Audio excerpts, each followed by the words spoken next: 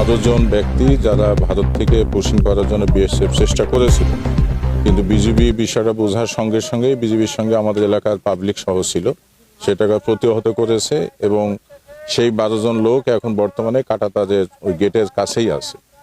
আমরা যেদিন থেকে পুশিং বাংলাদেশের অন্যান্য বর্ডারেও হচ্ছে সেদিন থেকেই বিজিবি আমাদের কাছে যে ধরনের সহযোগিতা চেয়েছে সেটা হলো বিভিন্ন জায়গায়, যেমন আমরা ওদেরকে পাহারা করার জন্য মাসান করে দিয়েছি এবং প্রত্যেকটা এলাকায় বিজিবির সঙ্গে আমাদের জনগণকে দিয়ে প্রতিনিয়ত যেটা পাহারার ব্যবস্থা সেটাও আমরা করে দিয়েছি আমাদের পক্ষ থেকে। দৌলতপুর থানা প্রাগপুর বর্ডারে সীমান্ত দিয়ে আপনার 12 জনকে পুশিং করার চেষ্টা করা হয়েছিল, বাংলাদেশের সীমান্তের মধ্যে ঢুকে পড়ে যায়। আমাদের বিজিবি কর্তৃপক্ষকে আপনারা বারবার পুশিং করার চেষ্টা করতেছেন, সীমান্তে উত্তেজনা তৈরির চেষ্টা করতেছেন। আপনারা যদি এভাবে করতে থাকেন বিজিবি কিন্তু বসে থাকবে না। বিজিবি প্রচলিত আইন অনুযায়ী কঠোর ব্যবস্থা গ্রহণ করবে। হুঁশিয়ার, সাবধান।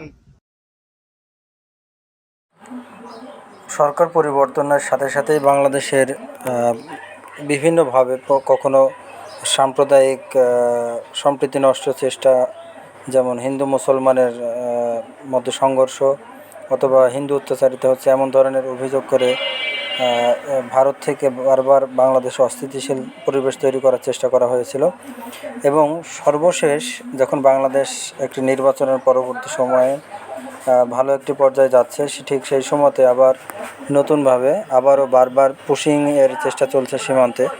সীমান্তে পুশিংয়ের চেষ্টা বাংলাদেশের জনগণ সহ দেশের যে সকল সাধারণ জনগণ আছে এবং বর্ডার গার্ড বাংলাদেশ সকলেই আপ্রাণ চেষ্টা করে যাচ্ছে যে পুশিং যেন না হয়। এরই প্রেক্ষিতে কুষ্টিয়াতেও সেই একই ঘটনা ঘটেছে। কুষ্টিয়া দৌলতপুরের প্রাগপুর বর্ডার সীমান্ত এলাকায় এখানে 12 জনকে পুশিংয়ের চেষ্টা করা হয় এবং স্থানীয় বিজিবি ক্যাম্পের বিজিবি সদস্যরা সেখানে গিয়ে প্রতিরোধ গড়ে তোলে এবং স্থানীয় বাসিন্দা যারা আছে তারাও সেখানে যায় এবং গিয়ে সেখানে স্থানীয় লোকজন সাথে নিয়ে এক কথায় উৎসুক জনতা বিজিবির সাথে গিয়ে এই সকল পুশ ইনের চেষ্টা যেন না করতে পারে এবং তাদের প্রতিহত করার চেষ্টা করে এবং প্রতিহত করে। পরবর্তীতে তারা নোম্যান্স ল্যান্ডে অবস্থান করছে বলে জানা গেছে। দেখতে পাচ্ছেন আপনারা ভিডিওতে যে 12 জন ব্যক্তি, এর মধ্যে পুরুষ এবং মহিলা, শিশু সহ অবস্থান করছে। তাদের বিজিবির মাধ্যমে প্রতিহত করছে এবং স্থানীয় জনগণ সহ।